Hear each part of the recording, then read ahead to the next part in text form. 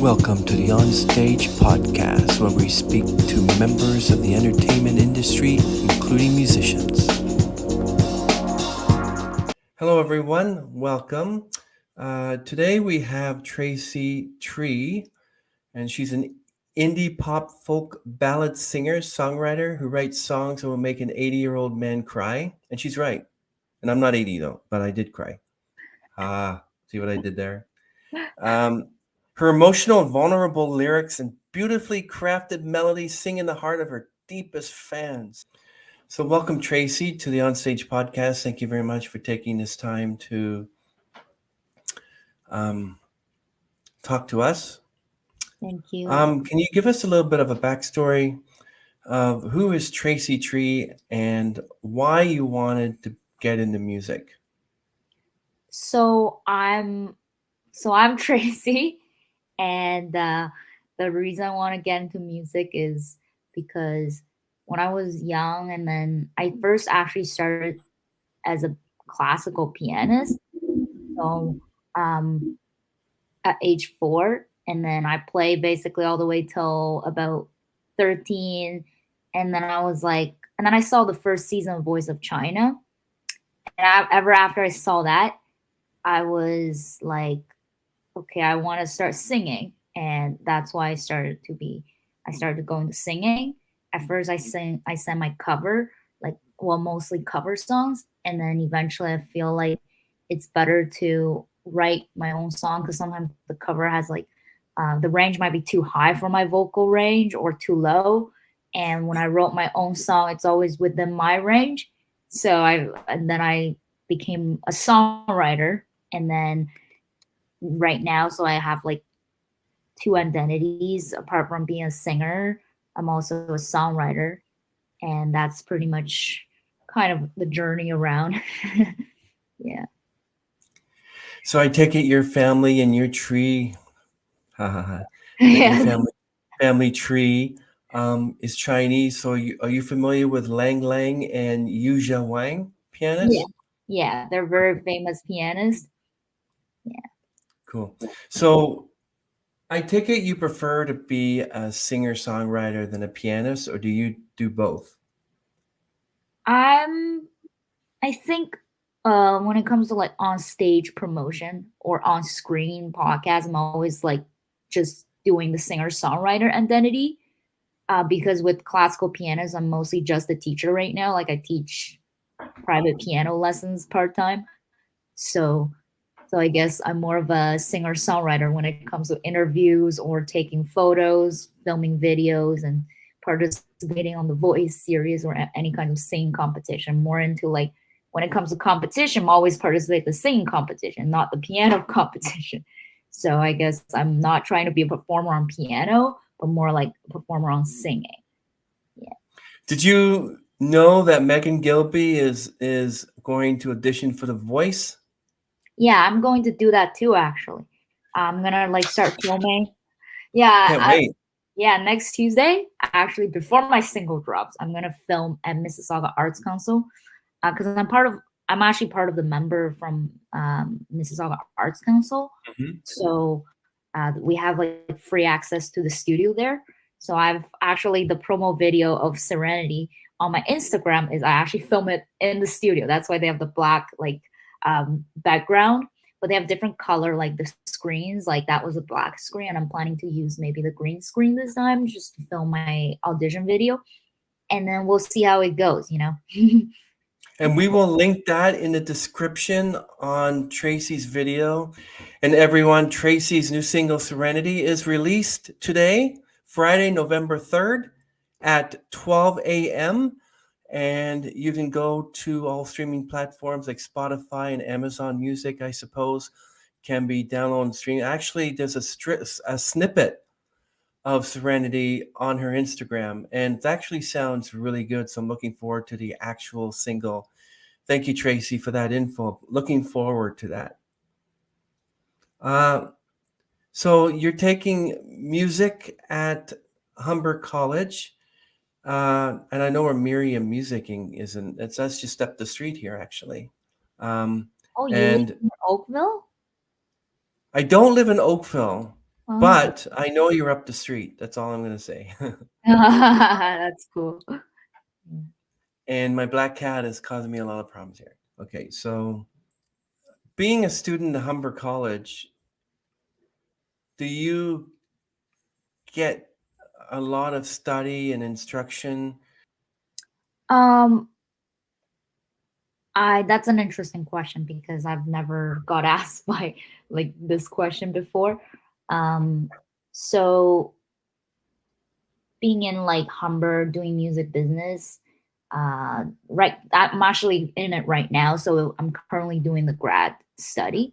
It's not an undergrad, it's grad because I did my undergrad at Queens, majoring in piano and music production. At Humber, instead of the creative side of music, because I feel like I've done a lot. I've done singing, I've done piano, I've done creating music so I can write songs. I figured I should learn about the business side of the music because in this industry there's also business side, how to promote yourself, how to market yourself.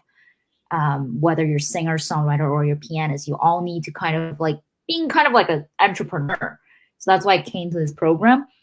And then I joined this summer, and the program coordinator is Tom, and he used to work at Universal Music. So, and now he's a full time professor at Humber. So, I guess he was in the music industry, but he used to be working at Universal for 30 years. So, he's a very, very experienced veteran person in this industry.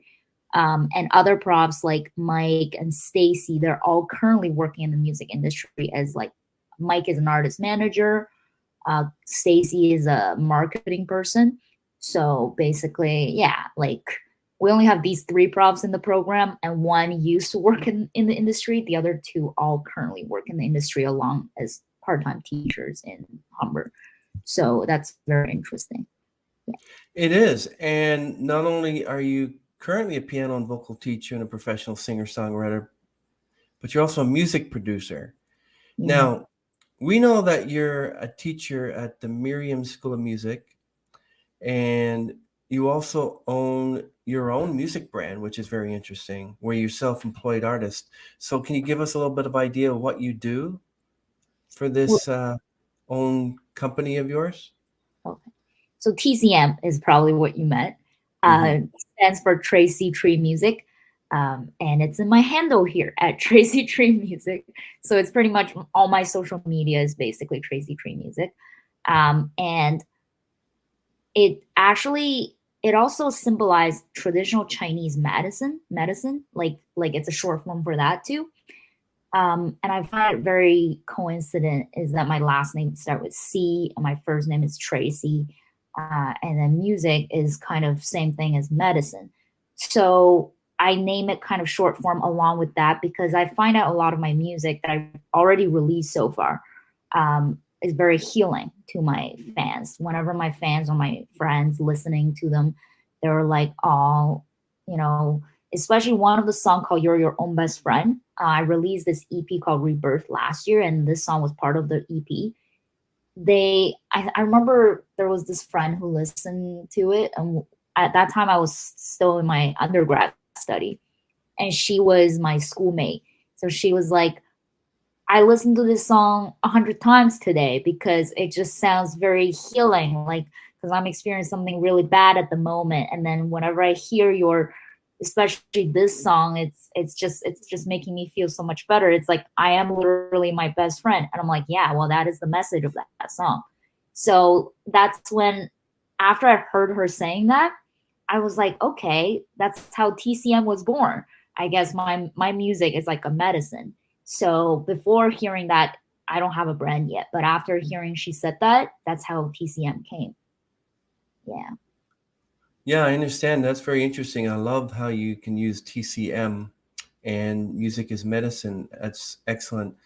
You also include a list of skills you possessed in the music industry, like teaching, which you have in education, performance, recording, and post-production skills. Which part of music would you consider to be your favorite? Is it the singing? Is it the playing the piano? Or is it the music production? Like, what do you find your medicine more in when it comes to music? That's a good question. Um, so just pick one, right? Not like two. Well, let's say you're given, okay, Tracy, I'm sorry to have to report, but you have music, singing, songwriting, and music production, but you're only allowed to use one of them to live your life. Which one is it? I would say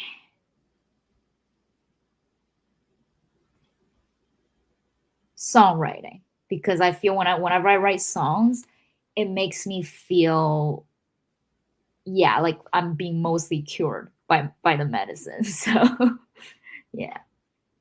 So, do you have like a playlist of piano music, like your go-to music to make you feel kind of upbeat when you're feeling down? Like, what would you consider to be your upbeat music, your go-to music to make you feel better? Recently, I've liked this Chinese singer called Curly G. Um, well, her last name is Gao, so I just kind of, for easier pronunciation, let's just say Curly G, because like that's how, like that's the first letter of her last name. And then she is a singer songwriter herself. And then, well, I love her voice, first of all. Like, she has this really strong, powerful, and husky voice. But I like her songwriting style more, because her songs, like I guess, if you speak Mandarin and you understand Mandarin, you would look at her lyrics and be like, wow. And she's only like 25 this year. And she wrote like she's 35 or something already. Like, she wrote like it sounds like she's experienced so much in her life. I don't know if she really did, or maybe she could imagine it, but she literally wrote it like that. So it's impressive. So that's how, um, apart from really singing my own song right now, I've been just literally singing all her songs, because I just love her songwriting. I love her lyrics so much that is just, I feel like if I'm going to write a Chinese song next, it gotta be like in the style of her songwriting style, Yeah. So, is her music medicine as well? Yeah, her music is very medicine to me as well.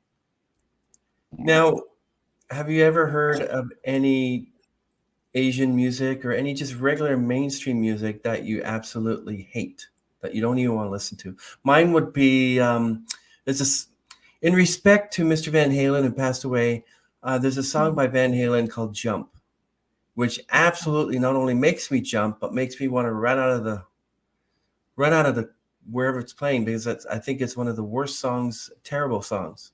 Is there a Oh, song that you consider to be a song that you don't want to hear it?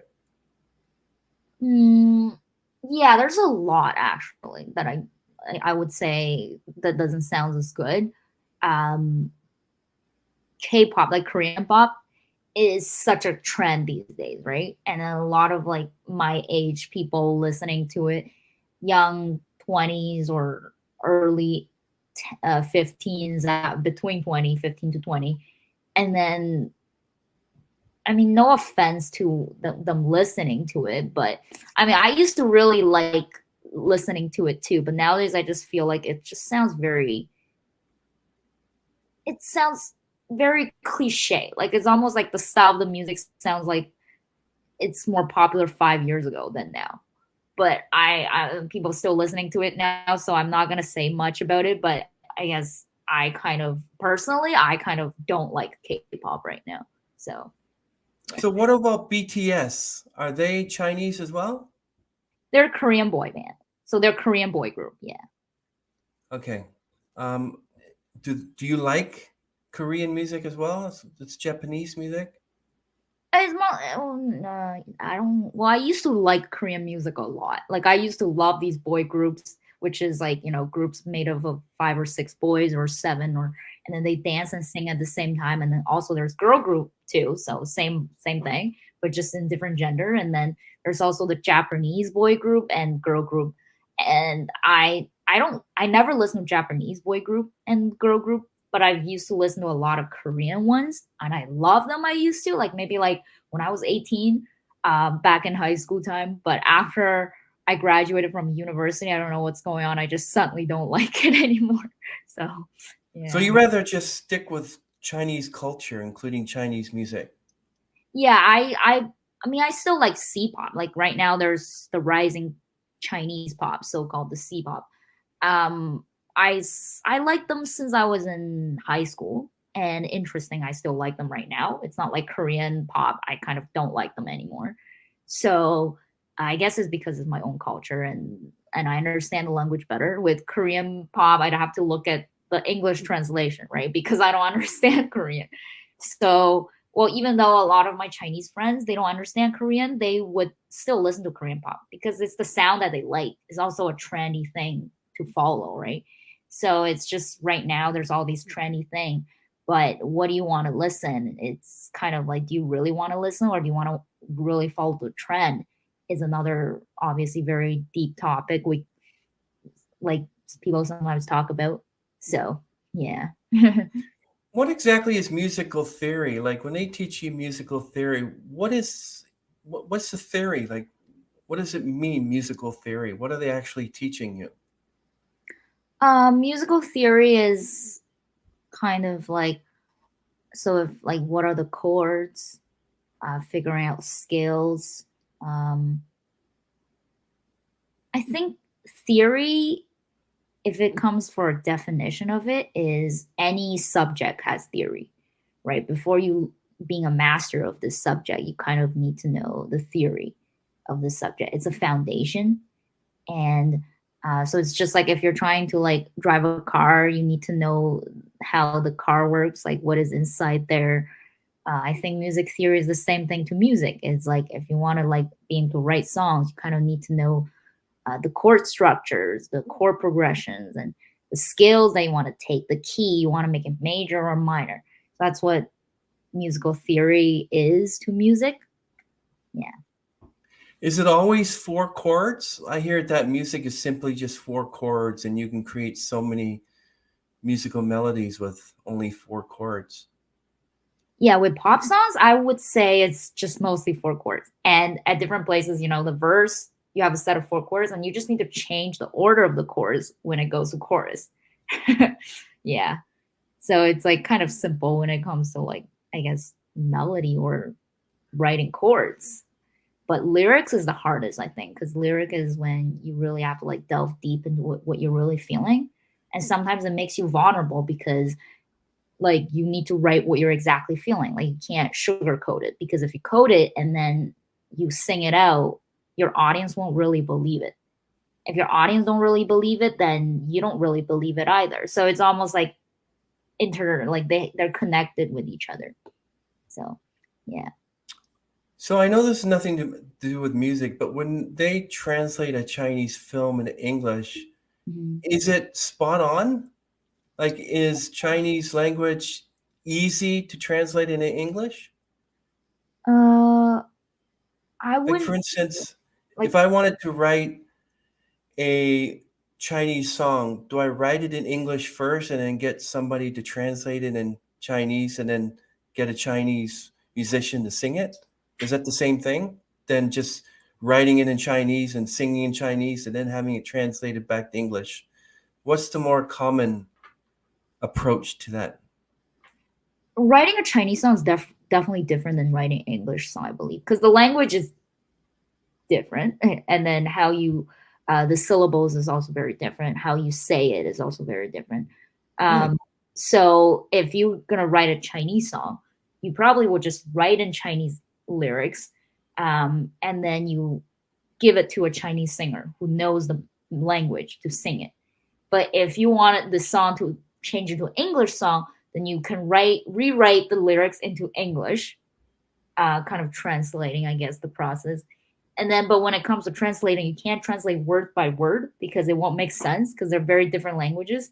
Usually, Wow. translators translate by meanings and not really like literal words.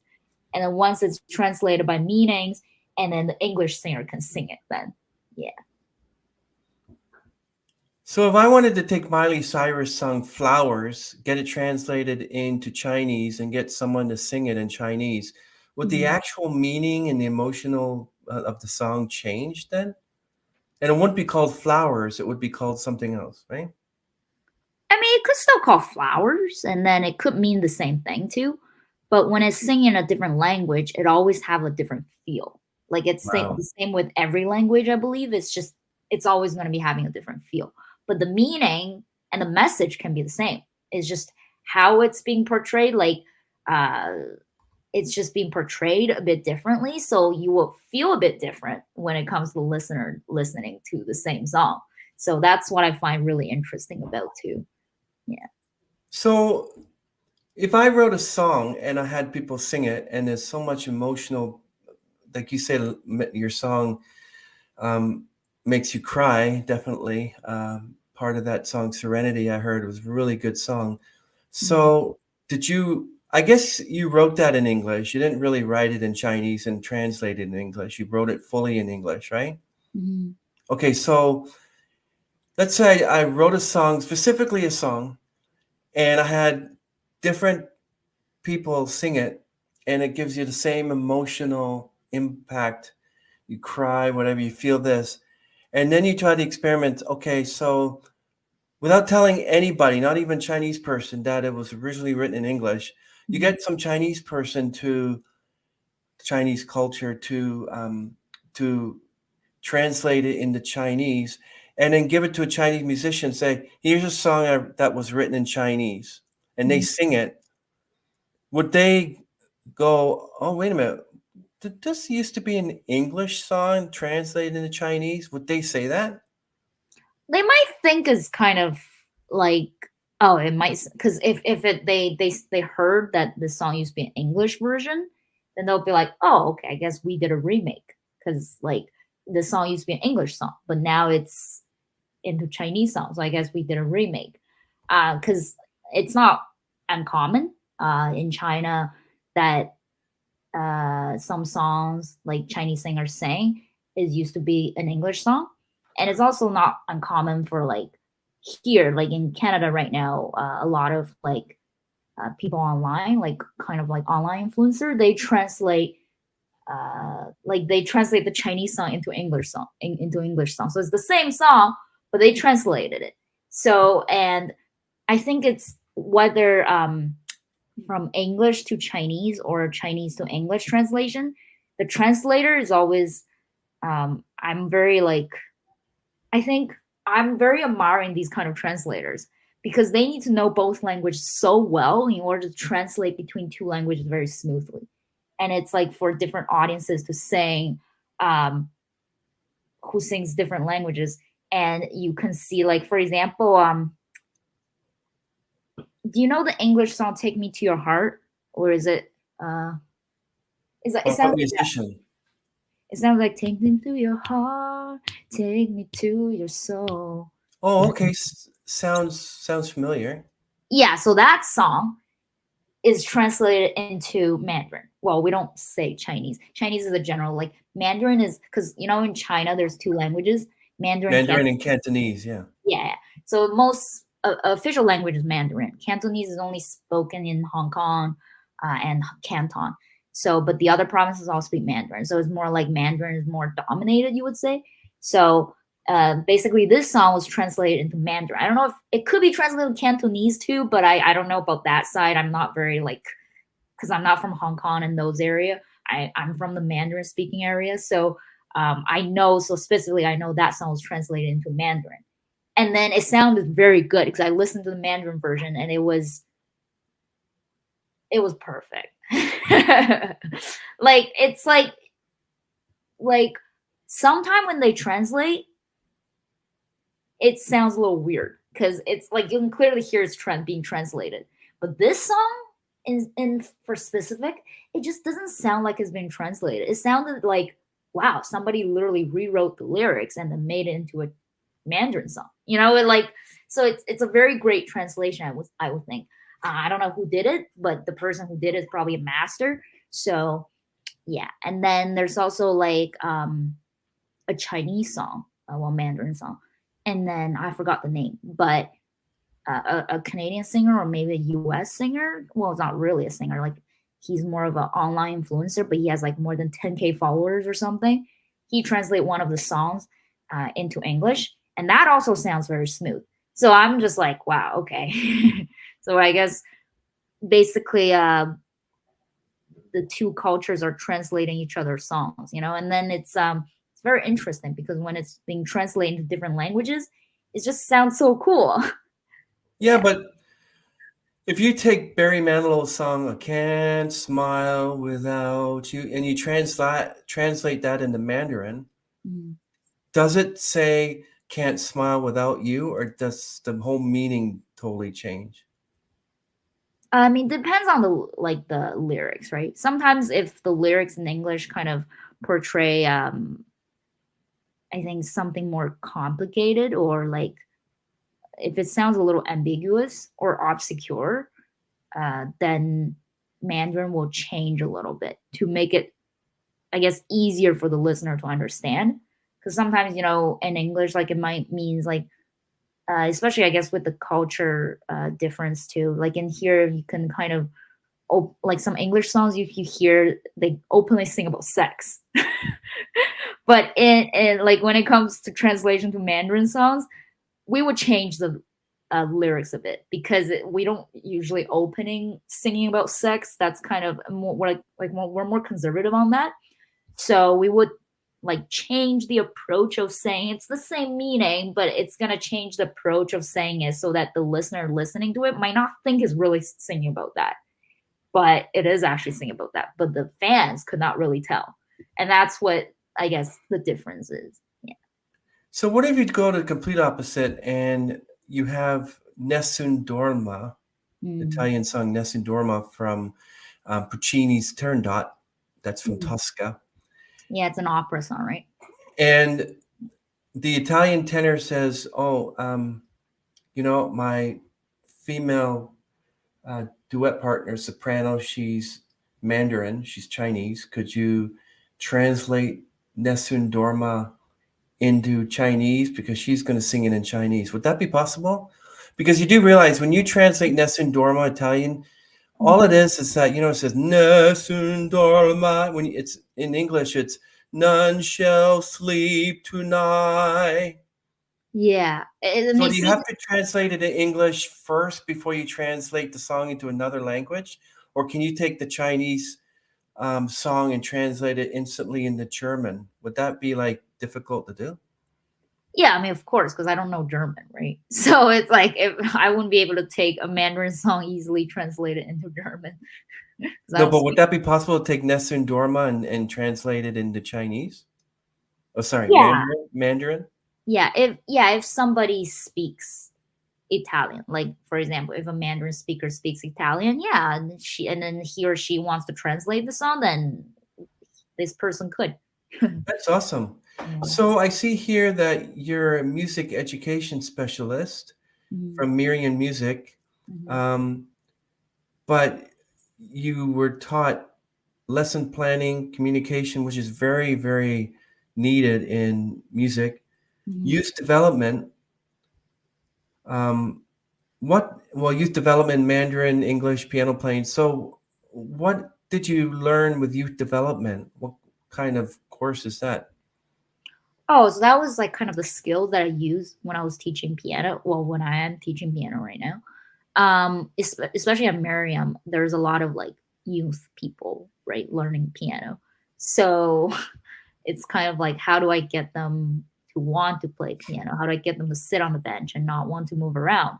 That's a challenge sometimes because when the kid is so young, they just want to not play the piano and do something else. and and they only usually have 30 minutes class time, so I don't want to waste their parents money. So it's like, okay, I need to, like, so I came up with a lot of techniques just for them to be able to sit up on the bench and play the piano. Well, they will still have like the last 10 minutes to do something else, but the first 20 I usually try my best to get them sit on the bench and just play the piano, and it's been successful so far. So yeah. Mhm. And do you sing and play at the same time? Is that easy for you? Yeah, like if I want to sing a pop song, yeah, I would sing and play at the same time. Now, do you have a repertoire of music that say, okay, Tracy, we want you to play Mhm. a whole hour session of just music, no singing, would you already have it prepared? For piano, yeah, I do have a set of repertoire too. And how about singing? Does it your own music that you sing, or do you sing covers? I sing both, but mostly I sing my own music right now. So what's your favorite song to sing? And you can't say Serenity. Yeah, because that one's Not not out yet. dropping yet. Yeah, but it's coming, right? It's very soon. Um, well, so far the ones that I dropped, the ones I like the most is, I would say, Rebirth, because I only have four so far, right? So I like the Rebirth the most because that was literally the title track of the EP. So because the EP is also called Rebirth. So if you guys haven't heard Rebirth yet, give it a listen. It's literally about a song about, reborn, and it's the same title track as the EP name. So very, very cool. And we will link it down below in the description. And when Serenity is released, I will post it in description as well.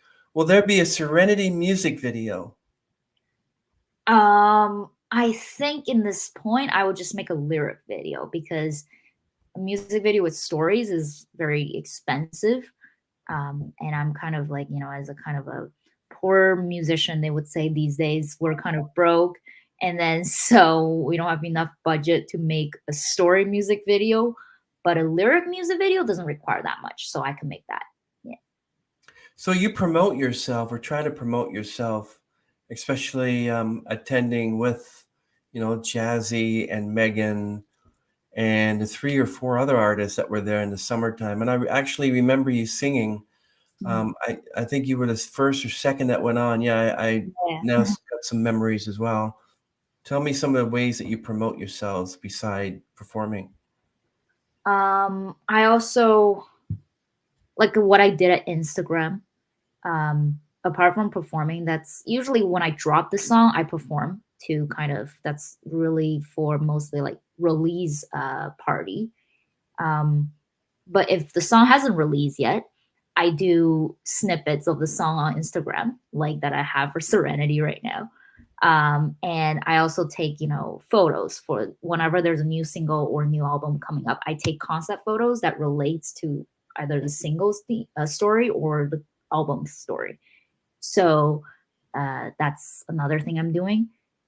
And the day when it's dropped, the music, whenever it's music or album, um, I would sometimes sing live on YouTube, just kind of hold a live concert. Not all the time, but sometimes I would do that. Um, I also like, I think going to competitions, like I go to sometimes the Chinese sing competitions, or here's English sing competition, like The Voice. It's all sort of, I do it also as a form of promotion too, because I'm planning to sing my original Serenity for the Voice audition. So it's another way of promoting my original. But I think with the Voice video submissions, like you can sing 2 songs, and they like it that it's cover. But I think if I do one cover and one original, they might be okay with it.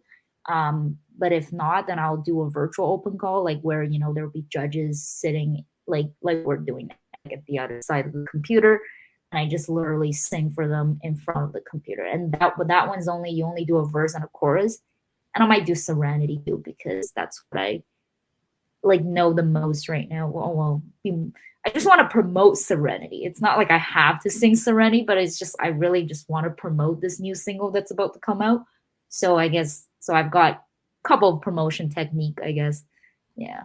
And of course, you want to get your voice out there, and you want to get the single Serenity out there, and Mhm. Rebirth as well is another one we will link down below. Mhm. Um, so about September, I think you started a position as administrative assistant, Mhm. and artist support and marketing for Jesse Ryan. So what exactly do you do as an administrative assistant? And this has something to do with music, right? Yeah, that's more on the business side of the music. Yeah. So that's when I do uh well, I'm not in there now anymore. I was there back in September, but I quit in October due to some personal reasons. Um, but when I was there, I was helping Jesse with admin stuff. Yeah, like literally as an admin, and also I was also a marketing person for him, so kind of marketing his new music coming out, literally like what I'm doing now, but for a different artist, right? For someone else.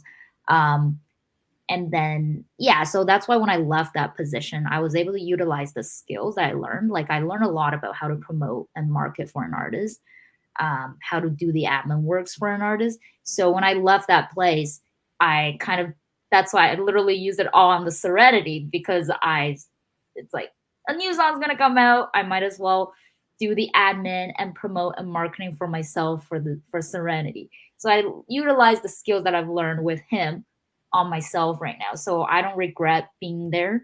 And it was a good experience.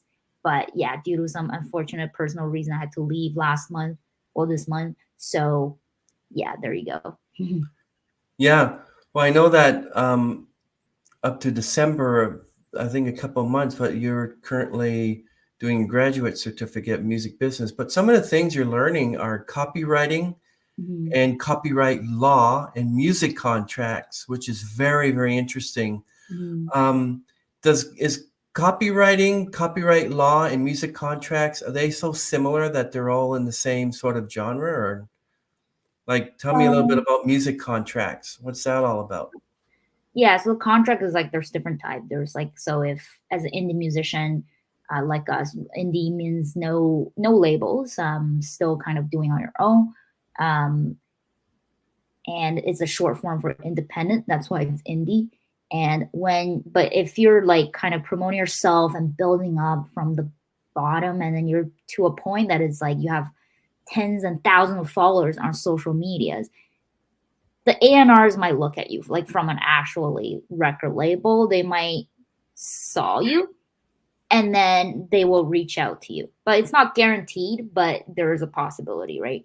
So once they reach out to you, and then they might say, "I really like your songs," and then your songs fit our genre, because our label usually promote like pop artists or whatever, and then they might hand you over a recording contract, and that's one form of the contract. And what this recording contract does is they will invest in some money to help you record some of your songs. But you have to kind of recoup those back. So you have to make sure your songs earn money once it's out, so you can pay back those investment, or else the label might decide to unsign you. And this is what I learned during Humber. Is like it's really I used to thought, oh, once I get signed, then I'm safe. I probably won't be like leaving the company anytime soon. But no, if you're not making the company enough profit, they will unsign you. So it's and I'm glad that I went to Humber, because if I didn't go to Humber, I wouldn't know about this. And this is the reality of the music industry right now. So I that's one form of the contract. And another is obviously it's called a production contract. Is just well that contract is usually signed between not the labels and the artist. Is more for the producer and the artist. Is for producer to produce songs for the artist. But the producer might not sign as artist, may or may not, and that's another form of contract. And there's also the publishing contract, which is really interesting. That's for songwriters only, and it's usually given by publishing company, not labels, but publishing company. And what publishing company does is to put your songs into films, TV, and commercials. Mm. They will only sign your songs if your songs make enough money to, like have enough plays, be on radios, and have enough exposure. They will sign your songs then. But in the other downside is that once they sign your song, you only get 50% of your copyright, because they take half of the other side of the copyright. So you won't have 100% copyright to your songs. You only have half of it, because they're taking half of it. So it's like a lot of time. That's why there's so many indie musicians out now these days, because they're like, why signing to a label or a publishing company? It's like I don't want to give myself away, because when you're signing to a label, you're kind of like giving yourself away. And then when you're signing to a publishing company, it's like you're giving your songs away. So they don't want to give anything of them away. So they just become indie musicians. And but well, there's like the upside of like having everything owned by yourself when you're an indie musician, but you also don't have enough resources, right? You won't have enough exposure. Like not a lot of people will know you because if you're signed under a label, even though you're not that free, but at least there'll be a lot of people who knows you, like you're more famous. So there's always the up and down sides of everything. It's whatever you choose, kind of. Yeah, one of my friends used to be in an 80s band, Mm. and we did a podcast and really appreciated his transparency. And he says, and you might agree with me, he says that when they signed a recording contract for so many millions, they don't get those millions. In fact, they ended up more broke Mm-hmm. than they did rich. So just because you sign a recording contract for money, you don't get that money. Yeah. I mean, unless if your songs can really earn all those money, then you're yourself, you become a billionaire, and then you also make your label happy too because they also earn a lot of money. But if your songs don't like profit that much, you're broke first of all yourself, and you also don't make your label happy, and then they might consider not signing you anymore because you're not making them money. Because it's a business, right? Like everything is a business. It's like if you're not gonna able to make labels money, why would labels still keep you as an artist? It's kind of like, I mean, it's sad, but what can you do? It's like the reality of this industry. Yeah. Do you think a career could take off if suddenly the manager of Miley Cyrus or Britney Spears or Taylor Swift said, okay, I'd like to collaborate with you, Tracy? Do you think Oh, that you're, would have been so great. I mean, but with manager is different, right? Manager, there's also the management contract that I forgot to say. With management contracts, obviously signing between manager and an artist. Um, and with manager contracts, actually, I think these days you can get a manager than signing a label because with manager, this person will get you a lot of shows, so you will have enough exposure already. So sometimes you don't even need the label's help, but you definitely, I think, need the manager's help. Like right now, I'm trying to get myself a manager. I'm part of the Music Managers Forum in Canada. That's an organization of, different managers and also self-managed artists like ourselves. So if I don't have a manager right now, I'm considered self-managed artist. So I'm managing myself basically. Um, and but it's you can only do so much as a self-managed artist, right? You also have to create music, and you also have to worry about getting all these shows. So it's like when you're doing the creative side of music, you also have to worry about the business side of music. That's too much. Like it will take up a lot of your time. So it's always better to have a manager because they will take care of the business side of the music, and you just need to focus on writing your songs, which will like save up a lot of those other worries and mental exhaustion. And then and I heard that basically Megan has a manager. I think it was Andrew that because after the amphitheater unplugged that day, Andrew came out and I mean they kind of knew each other apparently. She said I was talking to her yesterday, so it was really recent. She said they actually knew each other before the amphitheater unplugged show. So that's why after the show, Andrew just kind of talked about how they can work together, I believe. And then I was like, wow, that's I even asked if Andrew can manage me too because I know you, and then I was asking to see if she can do me a referral. But she's like, well, Andrew already made an exception for me. It's not like he's really managing. So I'm like, oh, okay, all right. And so I mean, I'd like that, someone like Andrew or whoever down the road can manage me. And then, then I can like just worry about my songwriting. Then I'll have more time to write better songs. Maybe my songs will be even better. Because when you have to worry about, the business side too, there's only so much time that you can dedicate to writing songs, right? So, yeah. Yeah, that's true because when I first met Megan, it was on a YouTube channel, and I found out she was from Oakville. And now look at her. She's got a manager, and she's doing well, and she's got a beautiful voice, and she's going to make it. But also, I know that there are a lot of musicians out there that are their own managers. They not only are their own managers, but they also plan their own performances. They also go get a venue, and yet they're part of the band. So you want someone that you can trust. And who you're going to trust? Yourself. Because you might get a manager who you might end up, might be running some sort of Ponzi scheme or something. And Tracy, one day you're going to be asking for some money, and they gambled it all away. So you got to make sure for them. Like I know Andrew too. I met him. I think it was the beginning of August that it was down here, and Jazzy was there, and Megan was there, and I was there, and we all went out for coffee after. It was excellent.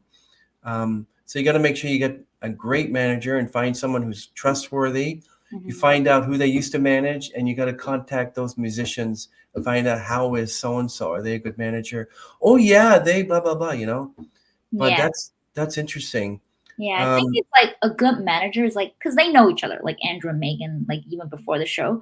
So it's kind of understandable that they will work with each other because they have this personal connection already. So for artists to find a manager, I think it's like you need to have a personal connection with your manager before this person can even want to manage you. Because if this person doesn't even know you or having a personal connection with you, no matter if your songs are so great or how like this person loves your songs, they might not even manage you either because they don't know you personally, despite they might like your songs, you know? So I think it's a very different dynamic that you got to have too. So it's more of a personal connection dynamic. Yeah. That's interesting. And I love the fact that you're planning to sing an audition at The Voice. When does your audition tape have to, I said tape, you know what I mean, audition video. Are you going actually down there in person to sing? I'm going to record at Mac Studio, right? Mississauga Arts Council, the short form Mac. And after I record it, I believe next Tuesday, I'm going to go home and then kind of edit a bit. And then if it needed, because sometimes I make a video and then I kind of film myself. It looks so good. I don't need to do any edit. And then, but if it's not good, I'll do some edit and then upload it on YouTube and just give out the link and then submit it online to like where The Voice is. And you just submit it under your application portal. And then they might see it, but they might also not see it. So that's why I'm also signing up for the virtual open call where I'll just sing to them virtually live. Yeah. So like you and Megan are auditioning for The Voice. So if you get accepted, do you actually go down there and then sing in front of all the judges who have their backs turned towards you, and then boom, they press the button and they go, wow, that's amazing. Yeah, apparently asked Megan, is that really the case once we pass this round? And then she's like, yeah, if you pass this round, then usually if you pass it, they will give you a call back saying that you pass it. And then you really go down to the stage. And then, on that stage. And if you sing it really well, they will press that, button and then the chair will turn. Yeah. That's amazing, Tracy. Wow, I'm really excited. Everyone, make sure you subscribe to Tracy Cui's YouTube channel and all her social media. Same with Megan. And awesome. I'm looking so forward to you. So you're thinking that maybe this time next year, where do you see yourself? Maybe this time next year, if I can go to the turning chairs round is the blind audition, right? If I can go to that round and then even make it even further to like maybe the second or third round. I don't know how far I'll go, but as much as I can go, maybe next year. If I can go really far, though, it has to be really far, I think, in order for me to be more well-known and then potentially be even famous. I'm really excited. Yeah, but if I can't go to that so far, like maybe I won't be that famous. But it's okay. Then I'll still make my music. And that's basically the goal for next. Yeah. That's the main thing, you know? Yeah. So I'd be interested in learning more about your musical theater. Is that something that you'd like to do, musical theater? I used to do it back in 2015, I believe. I don't do it anymore because I think with me and Megan's difference is that she's more like a musical theater singer and she's got a great voice for that. I'm more focusing on pop right now because I feel like I sing better when it comes to pop music. So yeah. So would you say you have a grade 6 piano or grade 8 piano? I have a grade 9 piano actually. Oh wow, you're higher than that. Wow, congratulations. Thank you. Wow, grade 9 piano. So you can literally be able to play like Mozart and Chopin and Prokofiev. Yeah. That's amazing. Wow. We got like a prodigy right in front of us. This is amazing. So what is exactly is choral music? Like I've always wanted to know what that was. Like what is choral music? Oh, choral music is just choir music. So, uh, Oh, yeah, I guess like if you know what a choir is, where lots of people are singing together, and so it's not solo singing anymore. It's more like group singing, and the voices are divided by soprano, alto, and these ones are usually for females. Like female has mostly soprano or alto. Soprano would be like really high female voice. Alto would be middle female voice, and for men's is more what is it, tenor and bass. So tenor would be like higher pitched male voice. Bass is the lower pitch male voice. So I used to sing in this. Well, this is a complete choir where you have four sections of voices. There's also the choir that only has female voices, so they're only going to be soprano and alto voices. So I've sang in both of these when I was at Queen. And what I find difference is that when it comes to like a complete choir is that when men's there, oh wow, it's like you have this booming bass when we're singing something, and then you have this really high pitched female voice. So there's like this, and then in the middle, you don't really hear the middle voices. So I was an alto when I was in like these kind of choirs, but I don't really hear myself. I only hear either the really high soprano voice or the bass male voice. So it's really interesting. And but when it comes, I've also sang in just like female vocal choirs, and so that's when I can hear my voice because there's no men's voice and there's only female voices. So I can hear obviously the higher pitched soprano female, and then also me, the lower pitched soprano. I mean the lower pitched female voice. So that's when I can finally hear myself. I'm like, I wasn't able to hear myself whenever I'm in this, including men's choir. Like it's just too much. But when it comes to just female choirs, yes, finally, that feeling when it's like, yeah, I got news for you, Tracy. yeah. I don't think you ever heard of the male soprano. Hmm. Oh Oh, yeah. the male soprano. There's also male soprano, right? They would call more like contra something or contra tenor. Um, well, very high. In fact, I heard recently a male soprano, and if you close your eyes, you think it was a woman singing. Oh my. And also, there's the lower register. Very few females can do this. I think they're called mezzo sopranos. Well, it's lower than the soprano. Yeah, but mezzo soprano is higher than alto. Alto is actually lower than mezzo soprano. Yeah, Yeah. and So I have female a pretty tenors can low do it. voice. Yeah, and female tenors. I mean, if a woman sings really low, you can't call her soprano, and you can't call her mezzo soprano. I mean, You call them alto, yeah. yeah, or even much lower. I don't know if there's female um, basses or female baritones, but I've Oh, heard there is, but I've very heard rare. Very yeah. rare. Yeah. Most females are either soprano or alto with like baritone. I think there's a famous singer in China who's a female baritone, Wow. but it's very rare. It's just her, right? So it's like, yeah. Yeah, I always thought that tenor was a male and soprano was a female, but that's not true. When Mhm. I heard this gentleman sing, I'm thinking, that's a male soprano. Wow. So I Mhm. was surprised.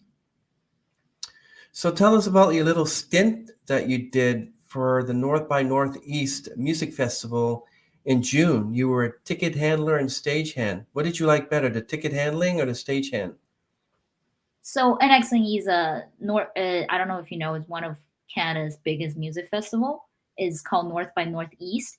And what I did was, yeah, as a volunteer, we don't get paid. And then I did both the ticket handling, which is selling ticket, and also stagehand. Stagehand is helping the stage manager, kind of basically helping set up the stage and tearing down the stage before and after the musician. And then I think I like stagehand better because you actually get to know how to set up a stage and tearing down it. And you also get to see the musician because when you're setting up the stage, you kind of say hi, when they're getting ready and to do the sound check and they're standing there already. But as a ticket handler, you don't see them because you're literally at the front door just selling tickets. You might hear like music when they start playing, but you don't get to see them singing. You just hear their voices. That's it. So I like stagehand better. Yeah. How did you feel when you were when you were honored to participate in a vocal star training camp for singing and songwriting back in 2019? This is pre-pandemic, of course. Everything has changed, Yeah. but a lot of people couldn't perform anymore. I think everyone's starting to perform now. Mhm. But how did it make you feel when you were awarded the Best Music Video Performance Award in the Young Adults category? Oh, What was that going was, through your head? yeah, that was, right now I'm kind of calm because it was like 4 years passed already, right? You kind of forget that excitement. But at that moment, I remembered I was like, because I was awarded during the gala night when we were eating and seeing performances. And then, and after all these are done, there was like giving the award section. And then, so when it comes to young adult, and I remember this person announces it, first one was someone else. And I'm like, okay, second one will be someone else too. And like, I didn't expect I would win anything. I would just be like, second will be someone else too. But they were like, so when he was like, second, Tracy Cui, and I'm like, wait, is that me? And because like, I think I was like, I didn't go up right away because I was like, that's probably someone else named Tracy Tree. And then my mom was like, because my mom was there too and beside me, and she was like, Tracy, it's your name. And I'm like, really? And she's like, just go already. And then like, so I just went up because like that was like 2 minutes past already after he called my name. And then I went up and I was like, and then obviously I got a little trophy. And then when I was holding the trophy, and then he's like, you have to say something. And I'm like, oh, wow, I didn't prepare some kind of award winning speech, you know? So, and then so I just randomly said something, be like, okay, I didn't imagine that I would get this. I was just singing a cover song called Alessia Cara's How Far I'll Go. And I Mm. was performing on stage. That was the award about. And then I was like, and then I got an award for it. Wow, okay, maybe I did a really great performance because I was a little bit dramatic, you know, because I remember my facial expression was a little bit dramatic when I sing it. And then, so I was like, okay, maybe that's why I won. And then literally everyone laughed because I was very humorous. And then he's like, well, that was a good speech. And then I thanked my mom and everyone for helping and hosting this program called Vocal Star. And then I went, before I went down, the host was like, that was a good speech. And I'm like, really? I literally just wing it. And he's like, no, you did good. And so when I went down, I'm like, I remember I told my mom, was like, I can't believe this. She's like, good job, Tracy. And then we continue going on. Yeah. Do you feel that it's all worth it, or do you feel that there's a time when you just want to give up? I think whenever you won an award, you feel it's worth it because you put in the effort. Um, but there are other times when you try so hard to promote your songs and then there's not much people listening still, like when it's released, because I can check the analytics when how many people are listening on Spotify, how many people are listening on Apple. I can check it.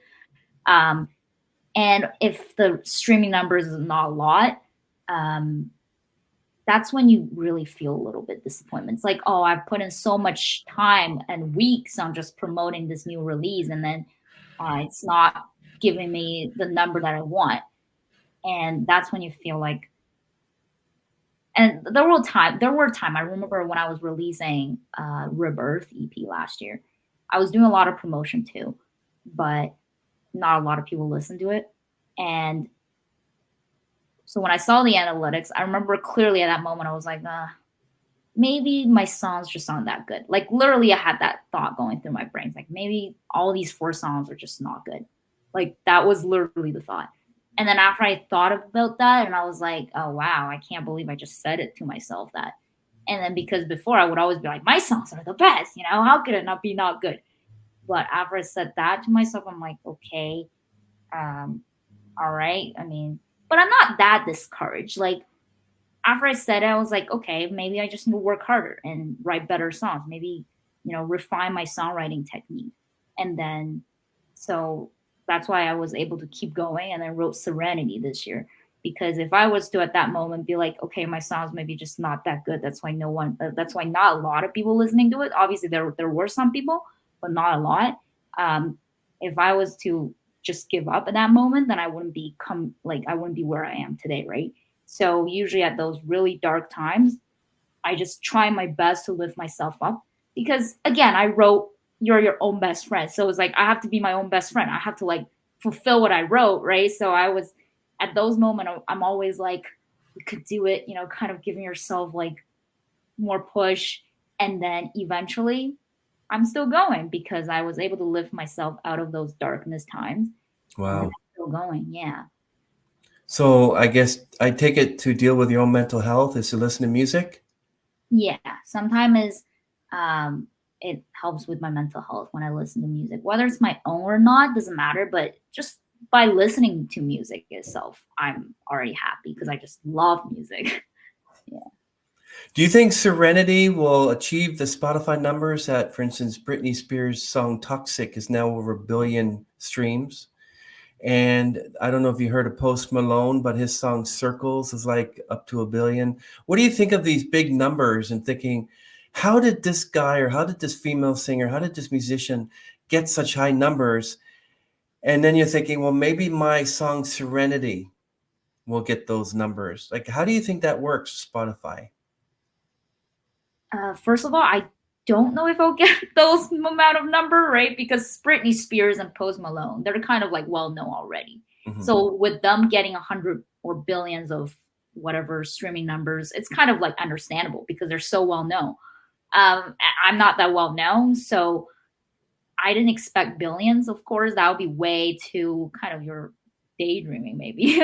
But I kind of expect maybe this time this song could reach about 1,000 streaming at least because this song is pretty like upbeat, and I know right now, like especially young people, they love listening to kind of pop and R&B with a little bit of rapping in it. It's like a cool mix, right? And a lot of these young people, like age 18 to about 30, they love like I mean my friend are all around this age, and when I play snippets of it, they all said, oh, this sounds very different than what you wrote before. I'm like, yeah, it's a little different style, right? And then they were like, okay, I'm actually excited for the release date. So I'm hoping you guys are still excited for the release date. And so I feel like this time the streaming numbers should be higher than before. And I'm hoping, like, I'm really finger crossing, like, come on, guys, get me through this. Like, yeah. We are looking forward to hearing Serenity and when it's finally dropped and looking forward to seeing the lyric video. Um, also be interested. Okay, we're gonna give you a couple more questions. I see that you are hardworking and passionate in your career and life. Okay, I can understand you being passionate in your career, but how would you put that in your life? How are you passionate in your life? Um, Passionate. Yeah, that's a good question. Hmm. Well, in life, it's like uh, in career, I'm passionate because I'm obviously like like doing all these to get my trying to get myself out there. Hmm. Um, in life, I'm also passionate because I like to, if I'm not doing music, because music is already my career now, then I like to like I always go out to walk. Like I love hiking. Like right, that's why I was thinking we should do it earlier today because I'm planning to go hiking in the afternoon. It's such a lovely weather, right? And then so I always love to I have a good, I think, life and career balance. Like I'm not gonna make myself work on my music all the time. Like I'm gonna give myself time to go out hiking, to read books. I love fictions and to watch dramas. Oh my gosh, I love watching cheesy dramas apparently. And I Hallmark can't Christmas believe, movies. yeah, I can't believe I'm still in that stage, but oh well. And then I just like I know how to relax myself. It's almost like whenever I'm tired, I literally just pull on a great show that I like, or I go out for a walk. And I really enjoy it when I do these because it makes me so happy. So, and then it also makes me relax. So I guess that's what it shows is passionate in life. So yeah. And then I feel like when I do these, I really love my life. So I guess that's why because when you love something, right, you will feel passionate about it. It's like whether it's life or career, it's the same thing. So yeah. So you never thought of trying your hand at acting, I guess, huh?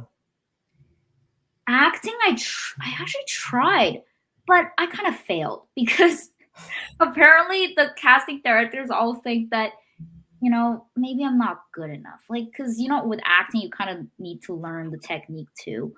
I kind of just go by nature or by my impulse, and they're like, is that's not enough. You kind of need some training. And I'm like, okay, but I'm a busy musician. And they're like, yeah, I know. That's why we were kind of hesitant to cast you on this show, because are you gonna have time if you got casted? Or are you gonna have time to even film this thing? And I'm like, okay, you're right. Like, that's a critical question. So like, so I'm okay, because I mean, music is already making me very busy. I don't think I'll have the time to go into acting. This is excellent. Yeah. Well, Tracy, we really appreciate you giving us the opportunity to interview you. It's nice to know that there's another musician that lives sort of in my area. Mhm. You and Megan, and we also had a bassist by the name of Justice Haitius as well, Oh. and met him up in the Streetsville Bread and Honey Festival. That's it. Yeah. Beginning of the Bread and Honey Festival. So we had him on the podcast.